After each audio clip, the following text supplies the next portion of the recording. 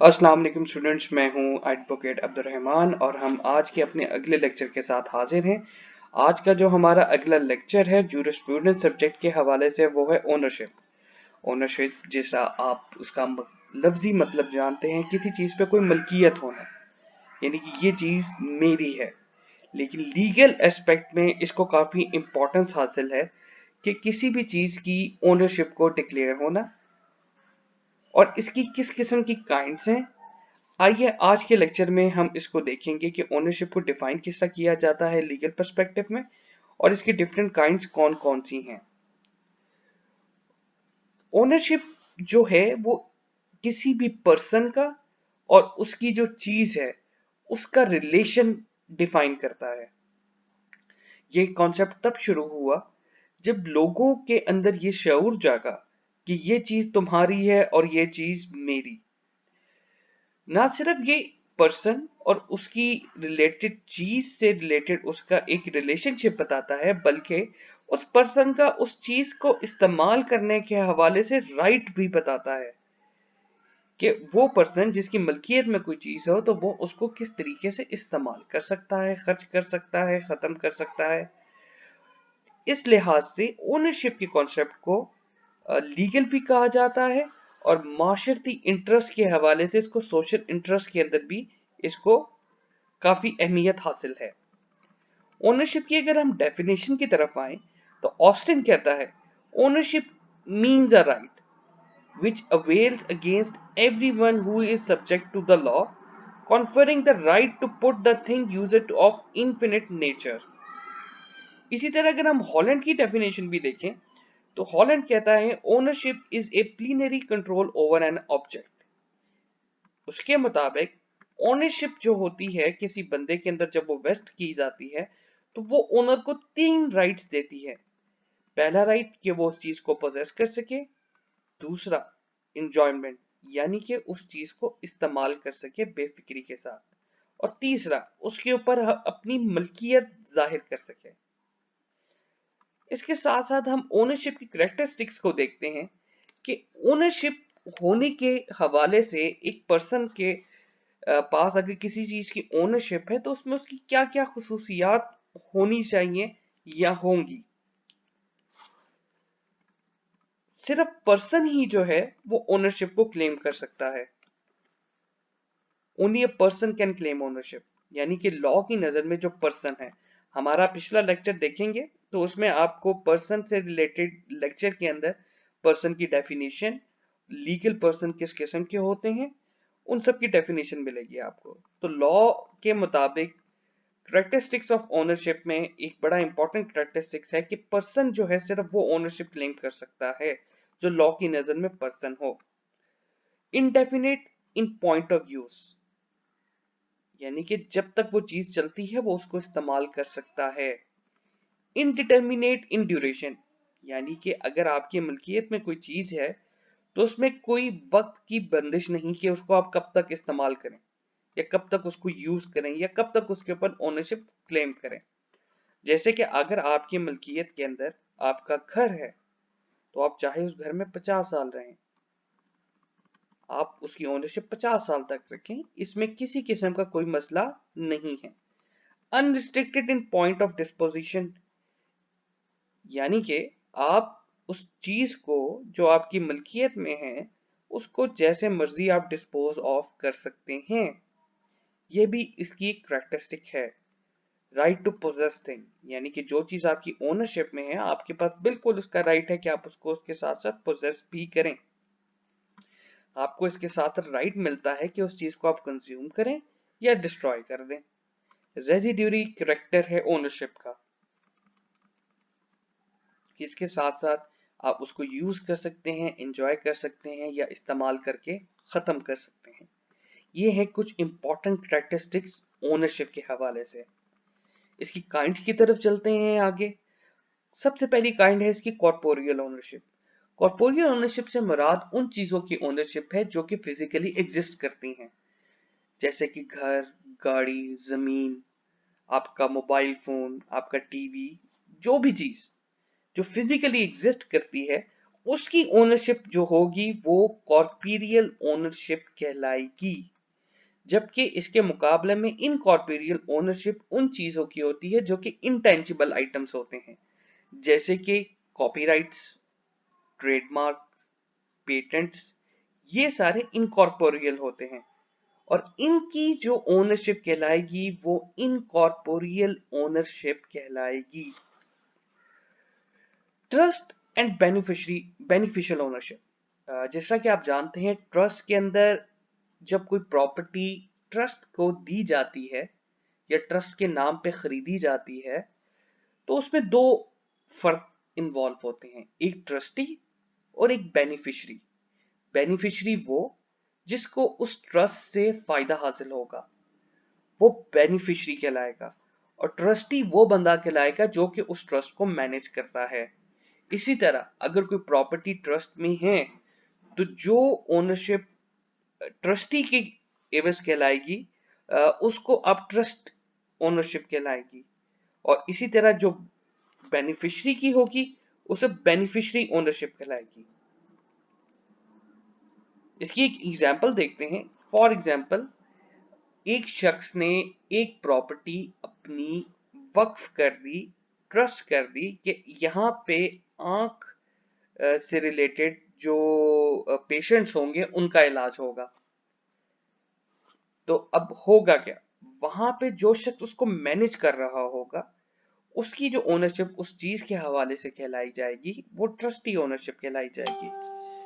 जबकि जो शख्स वहां से फायदा हासिल कर रहा है, यानी जो इलाज के लिए जा रहा है उसका राइट है, तो वो जो वहां पे रहते हुए उस प्रॉपर्टी को एंजॉय कर रहा है, यूज कर रहा है, वो ओनरशिप उसकी उस प्रॉपर्टी के हवाले से बेनिफिशियरी ओनरशिप कहलाई जाएगी। इसी तरह लीगल एंड इक्विटेबल ओनरशिप का डिफरेंस देखते हैं।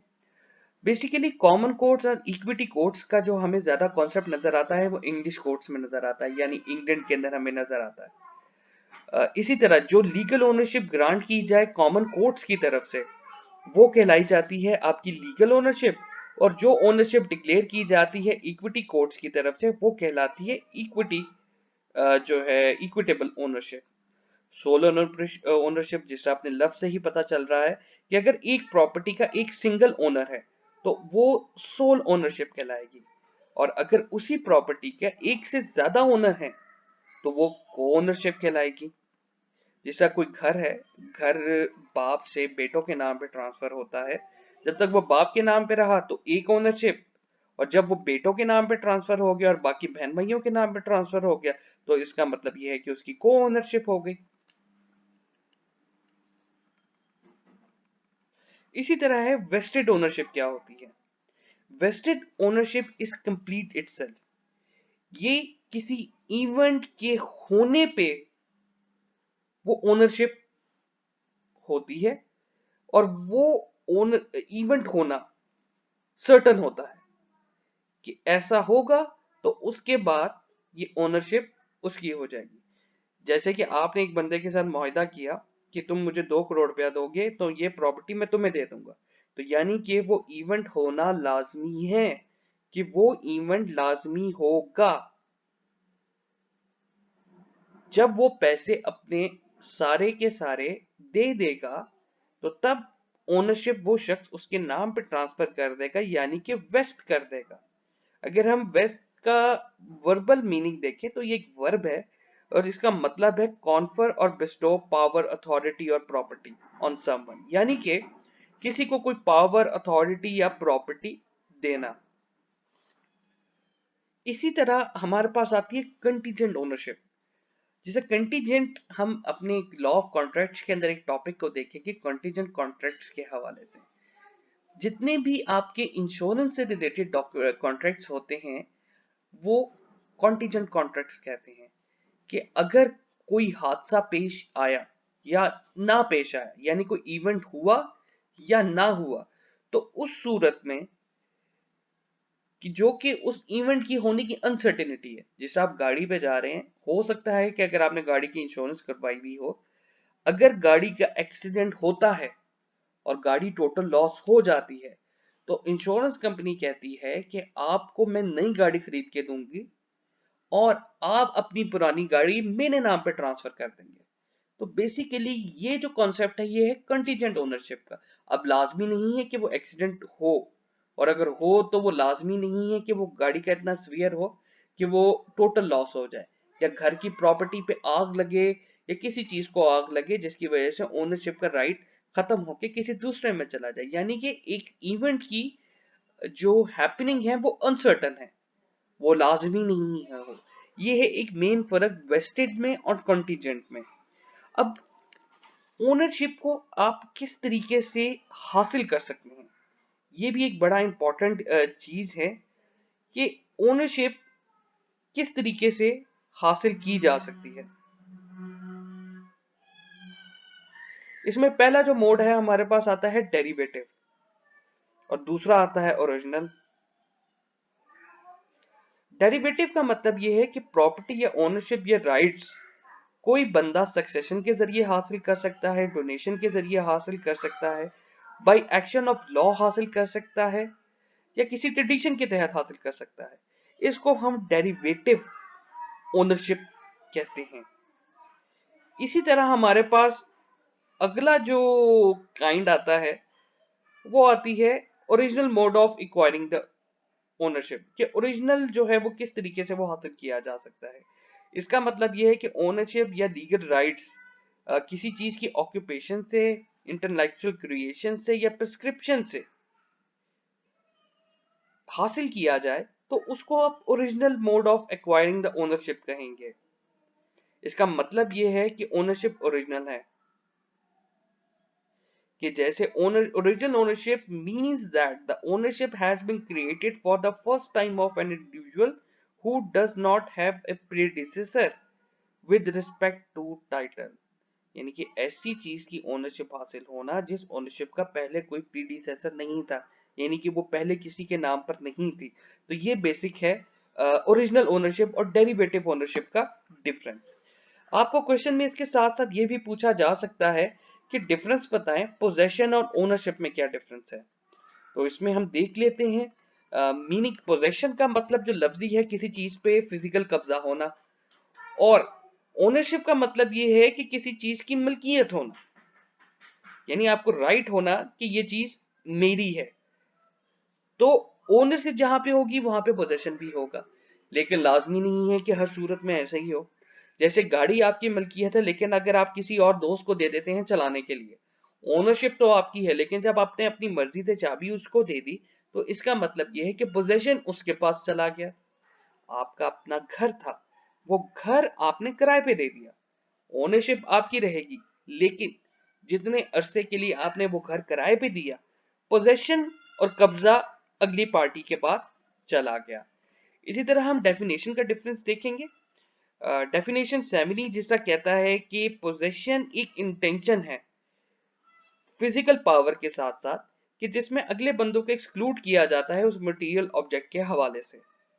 इसी तरह ऑस्टिन की हम डेफिनेशन देखेंगे। अभी हमने ऊपर जो है वो हॉलैंड की भी डेफिनेशन पढ़ी, कि ओनरशिप के अंदर जो है तीन डिफरेंट जो है ओनर को राइट्स मिलते हैं। जो हॉलैंड अपनी डेफिनेशन में कहता है कि उसको ओनरशिप मिलती है, पोजेशन मिलती है, और उसको एंजॉयमेंट मिलती है उस चीज को हासिल करने के लिए। इसका मतलब यह है कि ओनरशिप के अंदर पोजेशन और ये सारी चीजें साथ शामिल है। ओनरशिप बेसिकली एक राइट है कि आपकी उस चीज के हवाले से क्या राइट है। इसी तरह हम आगे देखते हैं, possession is the most basic relation between man and a thing. Ownership is the relation of person with an object forming the subject matter of ownership, यानी कि उसका टाइटल क्रिएट करता है। The transfer of possession is comparatively easier and less technical, whereas ये हमें भी पता है किसी भी चीज की मूवेबल प्रॉपर्टी हो या इमूवेबल प्रॉपर्टी, उसकी ओनरशिप या टाइटल को ट्रांसफर करना एक मुश्किल प्रोसीजर होता है और टेक्निकल होता है। जैसे आप घर को अगर आप ट्रांसफर करना चाहते हैं तो उसके लिए पहले आप घर के डॉक्यूमेंट्स चेक करेंगे, उसके बाद आप उसको रेलेवेंट अथॉरिटी में जाएंगे जहां पे गवाहान के सिग्नेचर के साथ वो तमाम चीजें और उनका जितने भी रिक्वायरमेंट्स हैं, सीएनआईसी की कॉपी और सारी चीजें वो सारी कंप्लीट होंगी, तो उसके बाद एक प्रॉपर्टी का टाइटल ट्रांसफर होता है या ओनरशिप ट्रांसफर होती है। पोजेशन जो है वो प्राइमा फेशी प्रूफ है एविडेंस ऑफ ओनरशिप का। जबकि जो ओनरशिप है, it consist of bundle of rights and all the rights are right in rem. हमने लीगल राइट्स पढ़ा था, वहां पे हमने राइट इन रेम को देखा था, ऐसा राइट जो कि एक्सरसाइज किया जा सकता है तमाम दुनिया के अगेंस्ट। तो उसको जो है हम जो राइट है, ओनरशिप के राइट को बेसिकली जो है वो कहा जाता है कि it is a right in rem. इसके साथ साथ हम अपना लेक्चर को यहाँ पे कंक्लूड करेंगे।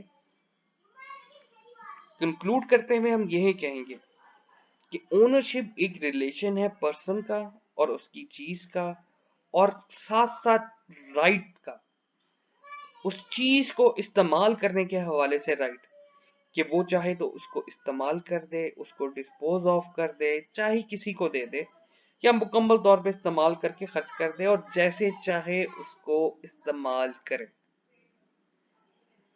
आप सबका बहुत शुक्रिया ये लेक्चर सुनने का। उम्मीद है कि ये लेक्चर आपके लिए काफ़ी फ़ायदेमंद रहेगा। काइंडली इस वीडियो को लाइक करें, शेयर करें, और जिन्होंने अभी तक इस चैनल को सब्सक्राइब नहीं किया तो उनसे काइंडली रिक्वेस्ट है कि इस चैनल को लाजमी सब्सक्राइब करें। हमें इस सब्सक्रिप्शन के साथ जो है सपोर्ट करें। इंशाल्लाह हम मज़ीद लेक्चर डिफरेंट सब्जेक्ट के साथ मज़ीद जल्दी हाजिर होंगे। तब तक के लिए अपना ख्याल रखिए। अल्लाह हाफिज़।